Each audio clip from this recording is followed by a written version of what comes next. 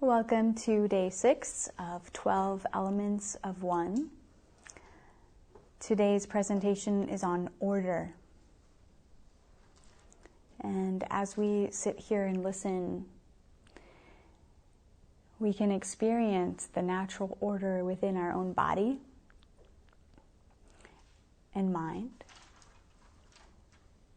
the order within our own breathing, and the order within the natural worlds, the earth. And I'm very excited today to introduce Jonathan Hoffman, who will be speaking on order. And his life is a reflection of this quality more so than anyone I know in my life. And I continue to learn about the quality of order from him. And he has had this innate ability since he was a child to clearly perceive the ways that a person's mind is structured and how that is affecting their balance, their personal balance within their life. And then from that clarity of sight, he is able to offer profound messages to that individual about how to shift a pattern and come back into harmony, come back into balance, come back into their natural state of order within them from a place of deep awareness. So he's a healer, and he's been introducing all of us the past 5 days. And so it's with great pleasure that I introduce Jonathan to you. And so we will start with just a short meditation. So I invite you to close your eyes and take a few deep breaths, sighing breaths. Inhale through your nose. And then exhale through the open mouth.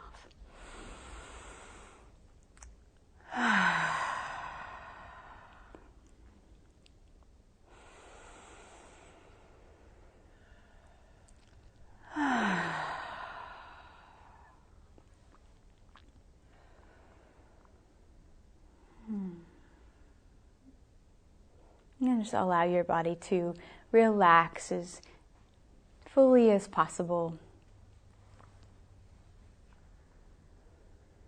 Inviting all of your attention here into this present moment.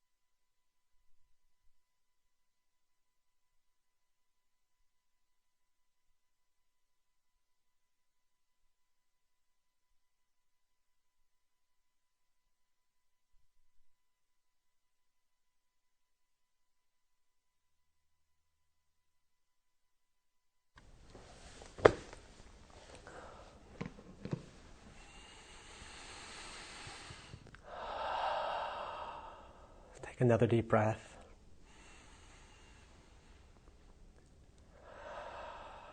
Sink into your awareness of the order of your breath, your breathing. It is a natural order. And it is one of the best reflections about order and what can happen to that order if we mess with it.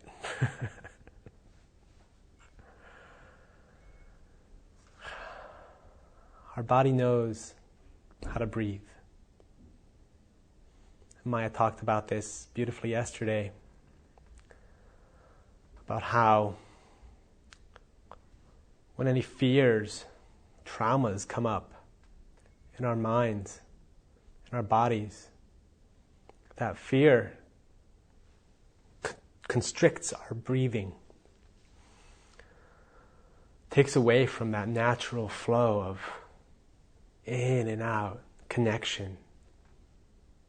The fear holds us back from connection, holds us back from flowing naturally and in a pathway of beauty. And actually, beauty is where I would like to really start when talking about order. Because when we look outside at nature, we look at a painting, we look at a human being, flower, we look at the process of evolution. We experience something within us that says, wow, beauty. It's extremely hard to define what exactly that process of beauty is, what that experience is. My understanding of it is that when we see some kind of natural order reflected back to us, that's when we experience a sense of beauty. In nature, trees, pine cones, flowers, they all grow according to a mathematical ratio we know as the Fibonacci sequence. And then there's art, especially from the Middle Ages, that's all based on that spiral. And we say, wow, that's beautiful. That reflects something back to me of divine order, divine nature. So one way to know when what we're doing or what we're saying, how we're acting, is in harmony with divine order or natural order, is when we experience that sense of beauty. We can set up an altar in our bedrooms, and something about the symmetry of how it's laid out relaxes us, gives us some kind of clarity, transparency of mind, and a sense of connection. There's all sorts of sacred architecture that's been designed according to natural principles in the Far East, whether it's Feng Shui, traditional Indian architecture. In the West, you can see it in the cathedrals that were built in the Middle Ages.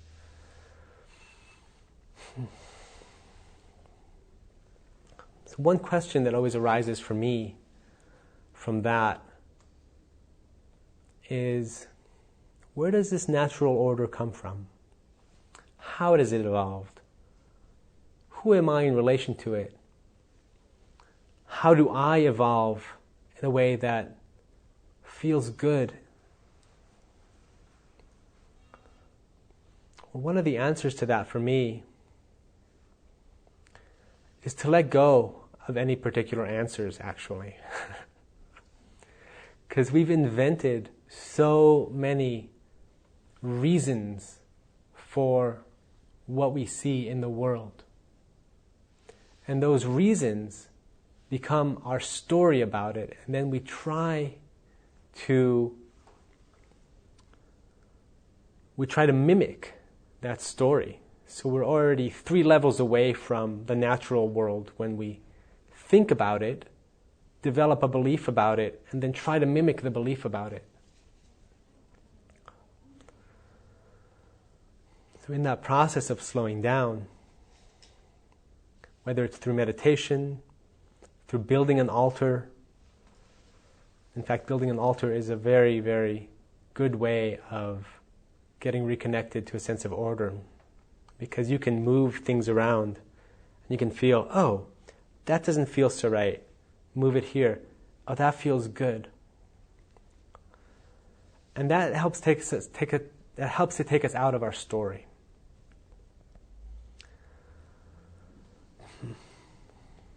There's a great quote that I really love from The X-Files. It's Dr. Scully says, "Nothing goes against the laws of nature, only against the laws of nature as we understand them."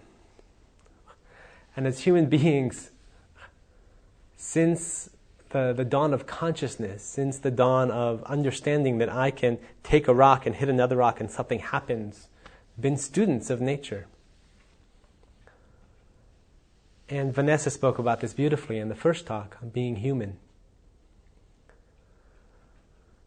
Being students of nature really takes us back to the sense of order, sense of beauty, sense of what is real and right.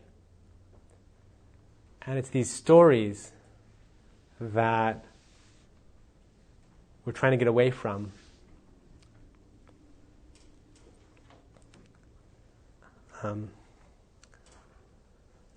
The shedding of those stories is what helps us get back to the beauty of what is within. Just take a moment to reconnect. Take a deep breath. The topic of order can be a very mental one, along the lines of duality, when we think about what's there. It's also a very visceral one. It's something that's deep within. And in that sense, it's connected with nourishment. Because nourishment is the container. It's the food that feeds the structure that's created around us after we become human, in that moment of manifestation. And we can almost see it as a higher octave of nourishment, in the same way that shining is a higher octave of being human. The moment we become, we have no idea where we came from. We have no idea who we are. All we have to rely on is what's around us and the way in which we're held. Nourishment is the quality that holds us, that helps us create that structure, which later in life becomes what we create in the world. And we'll talk about that in a few days in the topic of service, which is another higher octave of nourishment, order, and then service. So if we got a good, solid container of nourishment when we started off, we'll have a good sense of what's in order and what's not in order. We'll have a good sense of what's in harmony with the world, what's not in harmony with the world, what feels good to my own heart, and what doesn't feel good to my own heart.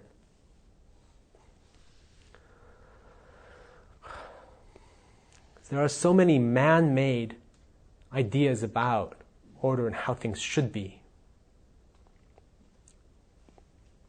The only thing that we really have to go on is being that student of nature and knowing what's real in my heart, what's beautiful to me in my heart, and what's not. The only way we know how to interact with anybody is knowing what's beautiful for me to offer and what's ugly for me to offer. So I want to talk a little about the way things manifest in the world, how I create my own reality. Because there's a process. It's like anything in nature, there's a process. The cosmos evolved in this way to where there's... Sorry for the disruption.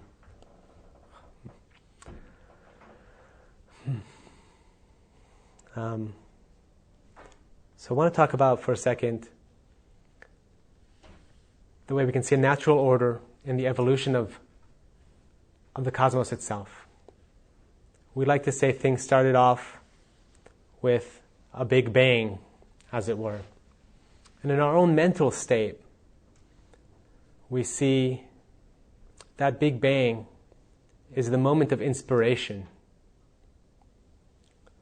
And the moment of inspiration from there manifests into some kind of knowingness, some kind of something is about to come out of that inspiration. And let's say I had this brilliant idea to build an airplane. And that airplane is something completely new, never been thought of, never been invented. I come at it, first of all, from a place of contemplation. So how do I even get there? We all have a story about how we get to our inspiration even. What is the intention that we put out into the world in order to get the inspiration? One of the questions that I ask. We might sit in a moment of meditation and have a flash of brilliance, as if out of nowhere. But the truth is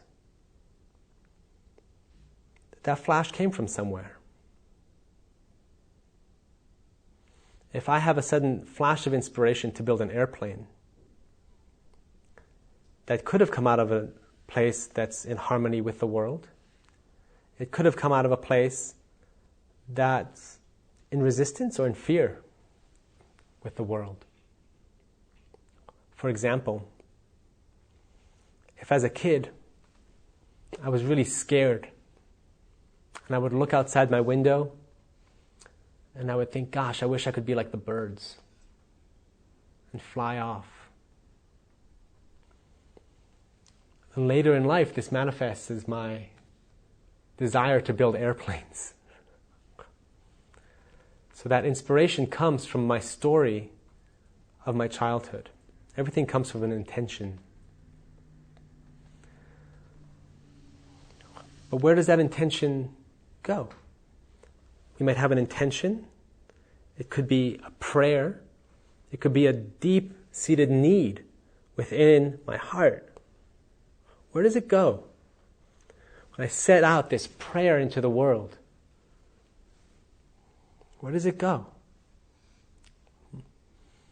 And so many stories and so many religions and practices have been built around that one single question.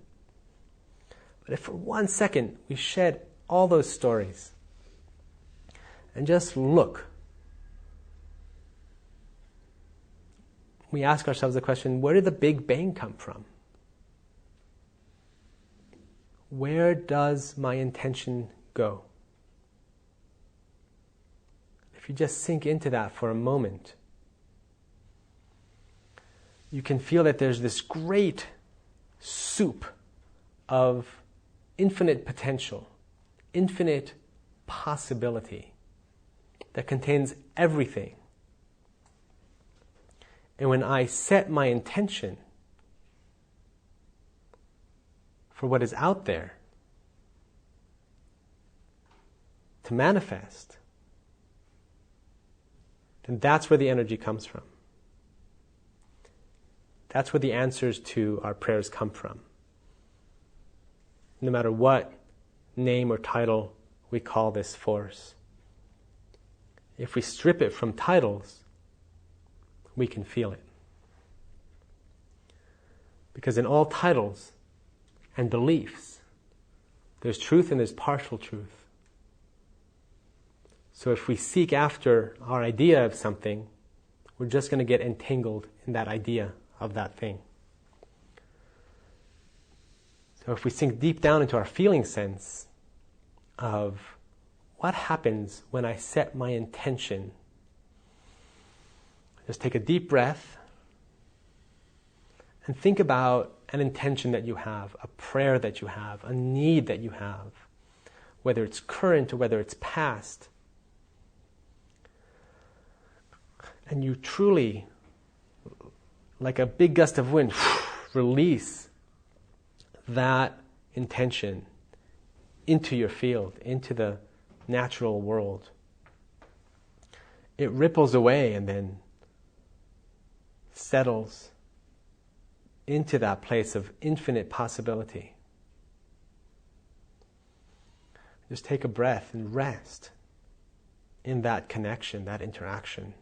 How does that happen? That infinite possibility all of a sudden responds with something. And what it responds with is an energy field. Something from nothing. And that's that first level of manifestation. And to really manifest into the physical, we need to feel that level of essence that has been in response to our intention or our prayer. And getting comfortable with that essence is the first step towards moving that intention forward into manifestation in the world.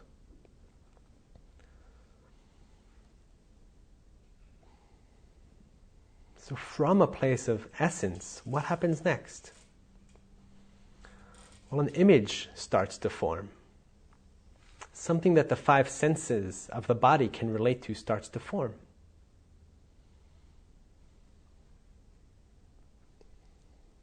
It's a direct flow from our intention through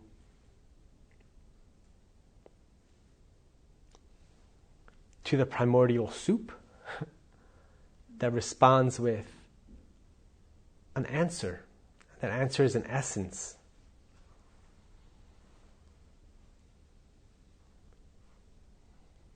That essence, as we get comfortable with it, as we let it filter into our consciousness, becomes an image. And that image is very often imperfect. And that imperfection is okay because it's that first step. Because what's going to happen next is our image is going to interact with the physical world and the limitations of the physical world. And the limitations of the physical world are going to determine the parameters by which that essence can manifest and how it's going to manifest. And we don't know because it's going to be a completely new thing. And so it's as much a surprise to us, even though we have now an idea of what it's going to be.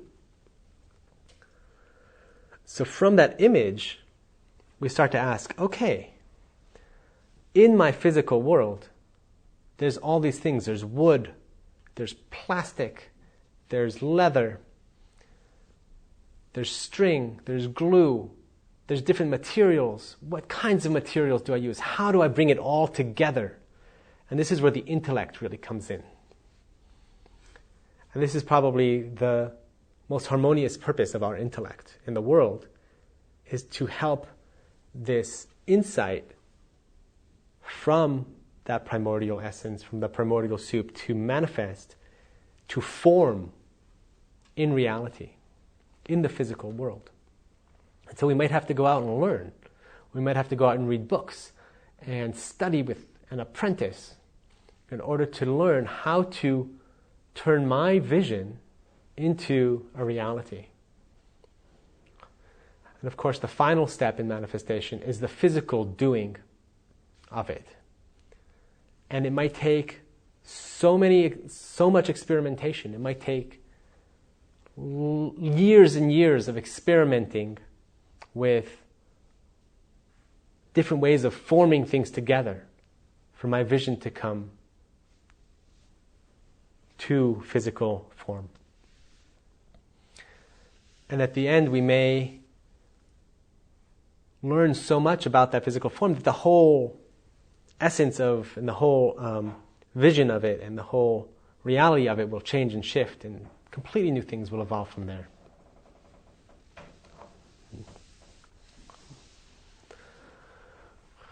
One of the interesting things about order is choice,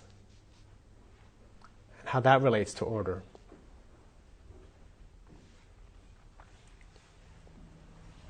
So when we look at choice and its relationship to order, we see that that comes into play on the level of what our prayer is, what our intention is. It also comes to play in whether we're dedicated enough to take the steps necessary to make that vision reality. Choice, again and again.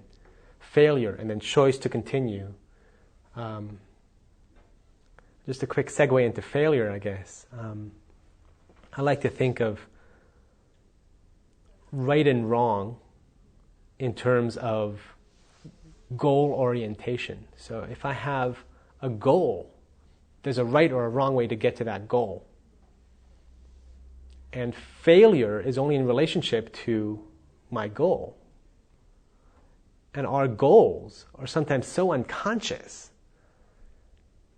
that our sense of failure is just this automatic triggering.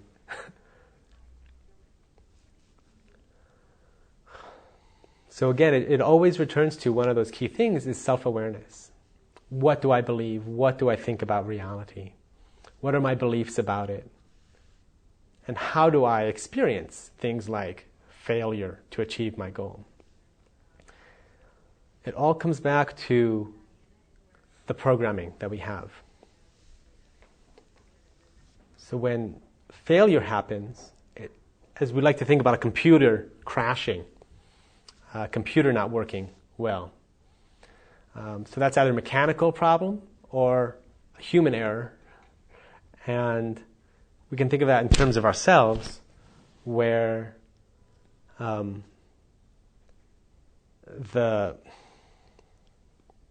mechanics of our body might fail, or the programming of our minds might be irrational, which we all have irrational programming in our minds. It's just our nature. Because as children we have irrational thought, and that's just the nature of our evolution, is to grow up and hold on to these irrational beliefs, and if we're lucky, to learn enough about ourselves in order to shed them and change them.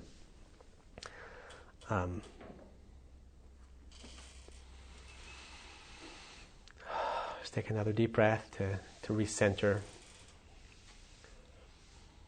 Go back into the feeling sense and the physical body of what we're talking about. So I was talking about choice and how that relates to order. Because choice also relates to integrity. Because deep down we all know what feels good and what doesn't feel good. Our egos and our conditioned beliefs and response and our fears will so many times drive us away from what we know deep down inside is the absolute in harmony thing to do and way to act. And that's okay. We come back to center again and again if we choose to. We can choose to let our fears run rampant, or we can choose to go back and listen to what viscerally we know deep inside is in harmony and resonates beauty within the order of manifestation and creation.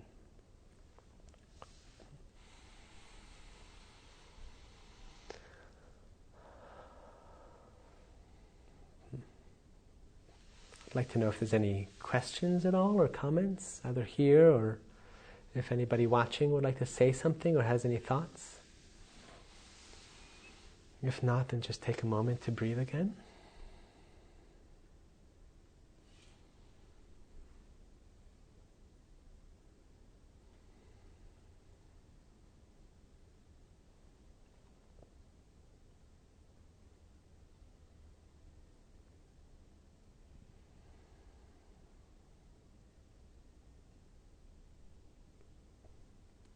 guess there's one more aspect that I'll discuss.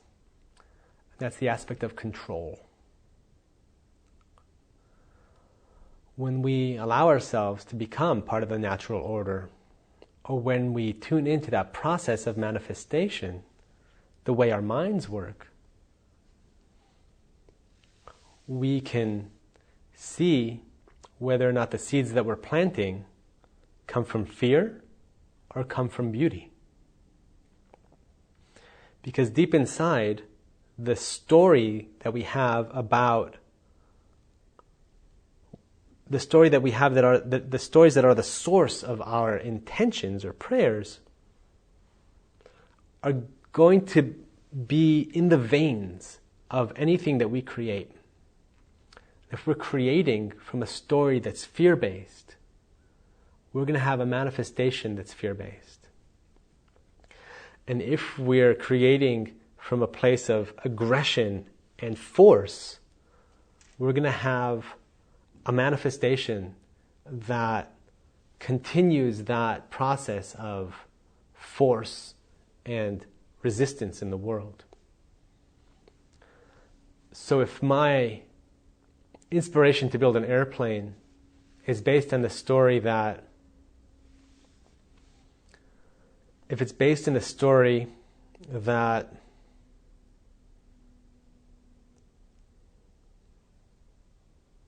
I need to take revenge on the people that have hurt me, because as a kid I wanted to take revenge on my father who beat me, and I looked outside and I saw the bird, and that somehow all irrationally mixed together, and then as I grew up that festered, and I wanted to escape, but I also wanted to take revenge in some way. I might end up building bombers and going to war with that intention. So that source, it's really important to be in complete integrity with that source of how we're manifesting. What is the question? What is the deep yearning, the deep desire behind my intention? So let's all take a moment and really, really sink in to ask ourselves, what are our core stories? What are we manifesting from? What is my key desire in the world? Why am I listening to this talk right now? What do I want? Why do I go to work every day? Why do I live my life with the people I love? Why do I get into a relationship with the people I get into a relationship with? What are those questions? What are those stories that I am manifesting from? And there may be some very uncomfortable things in this place. And they may be just feelings at the beginning.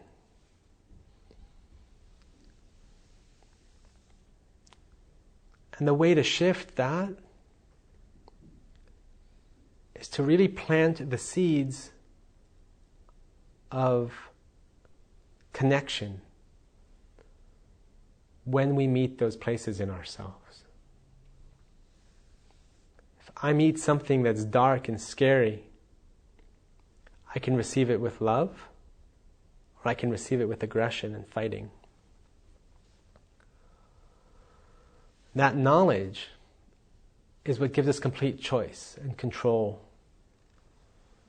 over what manifests in the world. We are completely responsible for what manifests in our world when it has to do with our programming of our mind. Naturally, our bodies have their own mechanics and their own order, their own preconditions, their own genetic conditions, things that we don't have control over. In the same way that our breath, we can choose to take deep breaths. We can choose to allow the deep belly breath of a baby to return. And that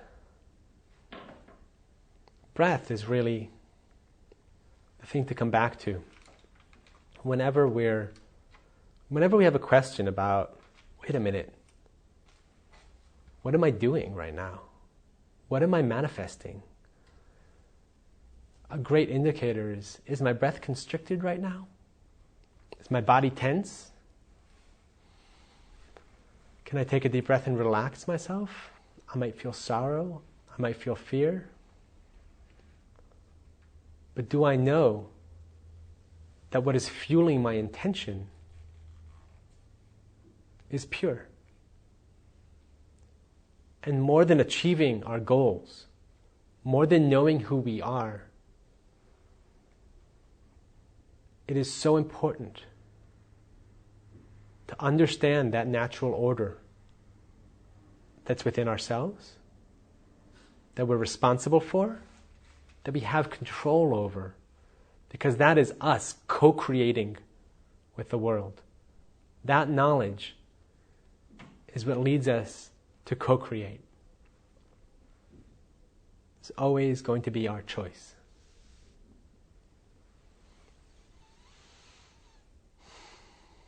So if there aren't any questions here or at home, okay, this seems to... Carrie says, I love what you are saying about listening deep within ourselves to know the correct course of action to take. It's like the same energy that moves the pendulum. There's a force that pulls us if we let it toward harmonious action. Okay, so we had a comment from Carrie, and it was a paragraph, so I'm not going to be able to sum it up exactly. She was talking about really relating to what I was talking about when it comes to deep listening within ourselves, as it relates to a pendulum swinging. And I'm wondering if you could read that again for me. Listening deep within ourselves to know the correct course of action to take. It's like the same energy that moves the pendulum. There's a force that pulls us if we let it toward harmonious action. Thank you, yes. So she's saying that when the pendulum swings, there's a force that takes it back to balance. It's naturally going to take it back into equilibrium. And when we listen deep into ourselves, we can feel that same force that's pulling us towards harmony, that's pulling us towards equilibrium. That's beautiful. Thank you for that sharing. It's a wonderful way to look at it, and hopefully a great way for whoever's listening to also continue to understand the process.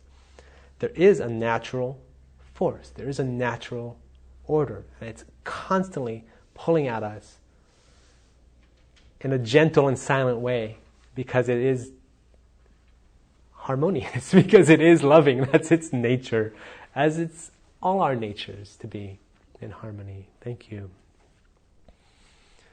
Let's just take a moment again and end with a short meditation. And feel that pendulum swinging within ourselves, the forces of duality pulling us one way or another,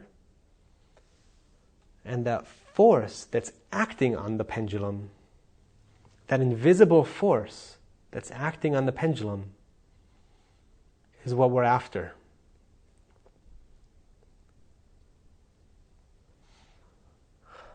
It's not really something you can speak about, but it's something you can know and feel and have the most intimate relationship with that you'll ever have. The natural order within you, within all things, is really that source of connection.